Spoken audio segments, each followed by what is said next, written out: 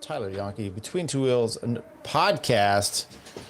We're going live. I'm using a different program tonight, so if there's problems, there we go. Let's turn this music down off here as well. We're trying all kinds of different things. So stage 7 happens. This is Between Two Wheels podcast. What is it? Episode 325. I think that's what it is. We are here. We are live. Come join us for what you have. We're going to talk about the Mûr-de-Bretagne stage. It was glorious. Was it? It wasn't. It's Saint-Malo to Mûr-de-Bretagne. Some would say Bretagne. Some would say Bretagne. Guerlédan, 197 kilometers. Let's take a look at the profile. And specifically now, and see, once again, I don't have everything quite as I want to do here, so let's share it a little different way.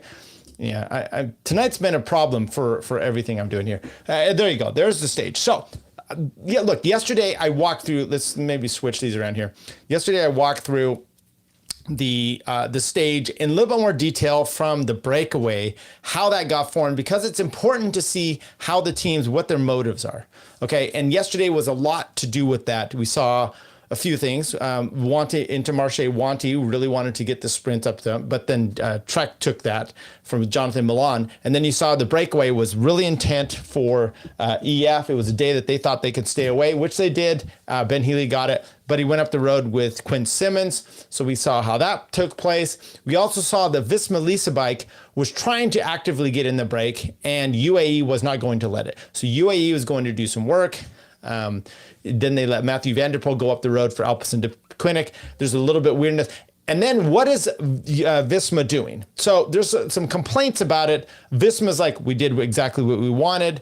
UAE and Taddy specifically is like, I don't know what they were doing. What is my thinking of that? I did not like what they were doing for a few reasons. One, Jonas has on stage 5 one of the worst days he's had in the Tour de France ever. Okay, we've never seen that from him in a time trial stage. We've never seen that from him in a mountain stage. He's never faltered to this extent. And last year he had a little bit more problems, but he came in undercooked and not quite, from the crash that he had earlier in the Basque Country. So that was problematic, but we just never have seen that from him. So when he has a bad day, you're kind of like, Is this the plan? How about you guys, one, don't help UAE at all.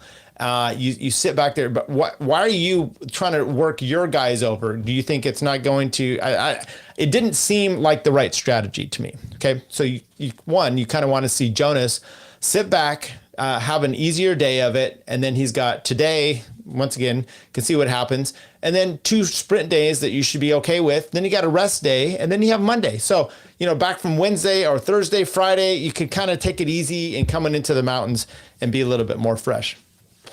That was my thinking. Visma says no, they're going to take it to him. Now, there's one thing of taking it to UAE, and then there's another thing of just helping them do the work. So we'll see where that plays out. So anyway, here's the stage profile for today. We go up the Mûr twice. And other than that, this breakaway is not going to make it because you've got a few things. You saw yesterday, Visma's kind of like, hey, we're going to push this and make it hard. So the break's not going to get enough time. You've got Matthew van der Poel with a 1 second lead. This would have been the primary stage for him, but he went all in yesterday. So that's not going to happen. But maybe there's some payback with Alpecin doing some work on the front for UAE to kind of get them over the hump. I don't know. And then Tadej, this is like tailor-made for him to do a win. So, it seems like everything was running as you would possibly think of for Tadej and for the break not to get a chance to get away. Okay, so let's actually share the screen here and take a look at the stage. There we go. Turgis goes off the front. There's a go. Quinn Simmons from is this? Oh, this is showing yesterday from the sprint. No, this is the sprint for today. In 50K to go, they had a sprint. There was a little bit of a break going up the road, but we got the sprint here. Wanty Marché goes up there. Quinn Simmons is up there for Jonathan Milan, but Jonathan Milan takes it. Quinn actually has to sit up a bit, and then you're seeing Visma Lisa bike getting on the front, making it hard. But what you're really doing is you're working for Tadej. Make his team do this. Why are you guys doing this? You just sit back a little bit. enjoy yourself. I don't know. So they go over the Mûr-de-Bretagne the first time. There's a little bit of a break going up to Consoli, I think his name, or something like that for Arkea. He's up the road. He's not going to make much progress, but Simon Yates hits the front. They kind of stretch some things out, and then they're going to do, this is with 18K, they're going to do another loop. And at that time, you've got UAE on the front, making the progress around there for everything to, for their team. Let's do this in case people want to join with the chat. Actually, I don't want to do that. There we go. So this is kind of a vital spot because you see some teams kind of working for position. We're just going to skip that front. Geraint Thomas was in the break. There's a few others. It doesn't matter. The break gets caught. It gets brought back. UAE's doing some work up here. Wout gets up the front. He goes off the front a little bit, doing some things as well. But it's just not going to be the case. And so, okay, fine. UAEF's here with Ben Healy, and then suddenly there is a wreck. And if you could kind of see the wreck right up here to the far left, Skilmos, someone comes into his way. Let's see if we can actually get a look at it here just a little bit. Skilmos, you can see him right where the Ben Healy head is on the pro picture here. Something happens. Skilmos pauses. He kind of hits his brake. He slides a little bit, and right behind him, João Almeida goes down. And then you have it looks like a UAE rider, and then Ben Healy. Look at these guys. Eddie Dunbar, EF riders here. Not Dunbar, but Jack Haig actually over here. He goes down hard as well. I mean, there's shit flying everywhere. And this was with 6 kilometers to go. And Enric Mas gets caught up in this. He goes down. And he gets up really quick. Like you can see here, look at Enric Mas. He grabs his bike. Immediately, he's back on. He only loses 50 seconds on the day. That's pretty amazing. Now, some other ones. Jack Haig's down here with Bahrain. Over on the far left is João Almeida. João does get back up to at least fight another day. Ben Healy, he tries, but what's really the point? Eddie, like I said, Eddie Dunbar, Jack Haig looking a mess there. Marc Soler's on the front, still pushing it. UAE's up there. There's a replay of that. UAE's up there. Visma Lisa Bike's up there. Remco's he's got to move up a little bit, but it looks like Visma Lisa Bike is in perfect position to take over this climb as they go around the corner for leading into it, though. It doesn't look out so well. This little review here is skipping a bit, not showing us all the details. But they go into the right-hand corner, and Visma loses their position. Next thing is they hit the climb. It's about 2K up to the top, and Matthew van der Strohe starts to lose grip, as does Primoz Roglic, Lipowitz, some postal NL. You had Wellens on the front for Tadej. They come around the corner. They hit it pretty hard with Wellens. Tadej's on his wheel, and then Wellens is done. Tadej's on the front, but he doesn't do a full surge attack. Now, what's strange about this is, I talk about this, I'm going to keep doing it as the tour is done. Don't do the work for Tadej. Make him do the work. Make him create this. He's going to beat you at the top of the hill for the sprint. But so what does Evenepoel do? He comes to the front and starts leading out Tadej.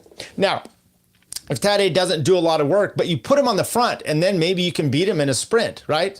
Yeah, we've seen this with Wout losing to it was Dwars losing to Nielsen Palace. We've seen Wout losing, or I just said Wout losing to Palace. Matthew van der Poel the other day leading out Tadej. That's too much. If you make him do this, it could be the case. But you have these 3 guys making a separation: Evenepoel, Tadej, and Jonas. Right behind them, though, is Matteo and a few other riders: Matteo Jorgensen, Oscar Only.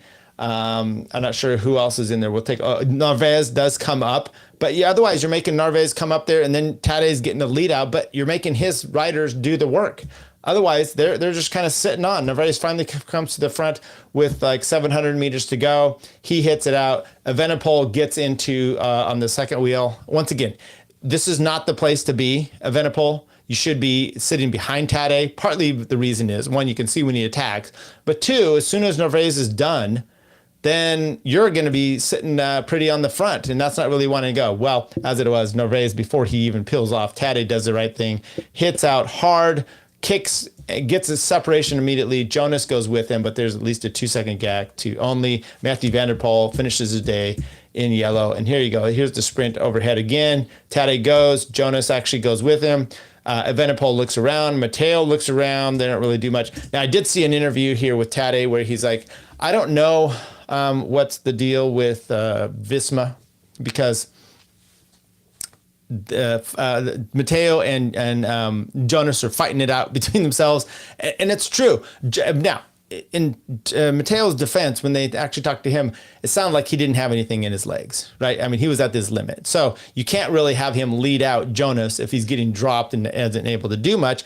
But once again, you're the teammate. You're not the GC rider here. When you do get caught up for him, you should actually just go straight to the front over there and do what you can, because if Jonas has a lead out, maybe he's able to take this win. I don't know. There it is, pretty resplendent in his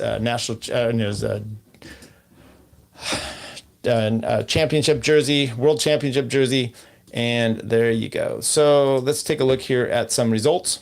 This is a short show tonight, folks. We're just quickly doing over some results that we have. Quick shot on the day. What happened there?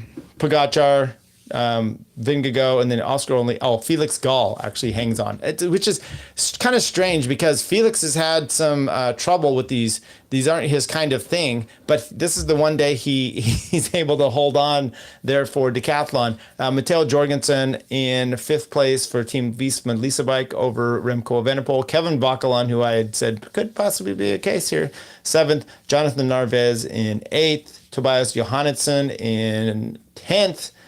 Jordan Gigat for Total Energies in 11th. Skilmos in 12th. He's the one that kind of started that wreck. Roman Guegua in 13th. We thought he might have a chance. Lipowitz, Rodriguez, Roglic, Rodriguez again. The Arkea one, the second one came in at 35 seconds. At 21 seconds was Skilmos, Gregoire through Roglic. Ugly that they are losing that much time. Like I said, Almeric Moss only losing 51 seconds. Good for him today. Ben Healy down here. Simon, Adam Yates. Are there any other? Tim Wellens. There you go. Ben O'Connor loses 2:31. That's not good for him for a chance. Sepp Kuss down here in 4:04. I truly believe Sepp Kuss is just waiting.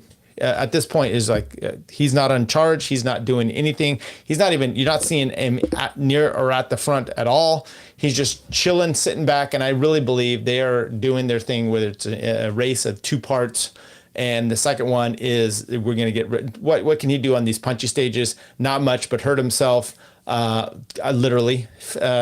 So at this point, you're just looking for Sepp Kuss to get there for the big mountains. And when the big mountains come, that's when you're should see Sepp Kuss leading the charge.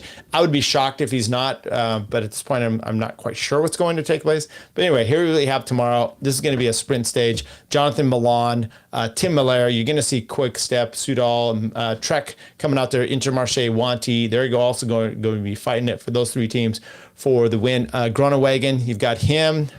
You've also, because they need Israel Premier Tech, they need a win. So that's their chance. So you might see them doing some work to keep this thing in check tomorrow along with, he's with Jaco. Jaco keeping this thing in check along with Postal Picnic NL for Bittner. A few other guys, you should see them possibly Matteo Van Der Poel's team and going for Caden Groves. So that'll be an interesting shot there as well. That's tomorrow, Saturday, and then Sunday. It's got to be, these teams have just got to be going straight for the sprint for these next 2 days. Then you got a break, and then we have Monday going up. We got a kicker here, Cat 2 at least at the end, but it's full of it. 2, 3, 4, 5, 6, 7, 8 categorized climbs on Monday, but not the biggest, although it does end up here at Le Mont du Puy de Swansea, 165 miles, and then you got Toulouse on Tuesday, and then How to Come on Wednesday. So next week is looking to be quite the fantastic little epic for us there. There you go. All right, we didn't really have many people show up here tonight. I didn't put it out when we were going to be going live. That's my fault. However, we will see you tomorrow for another bright and shiny Tour de France analysis. See you then.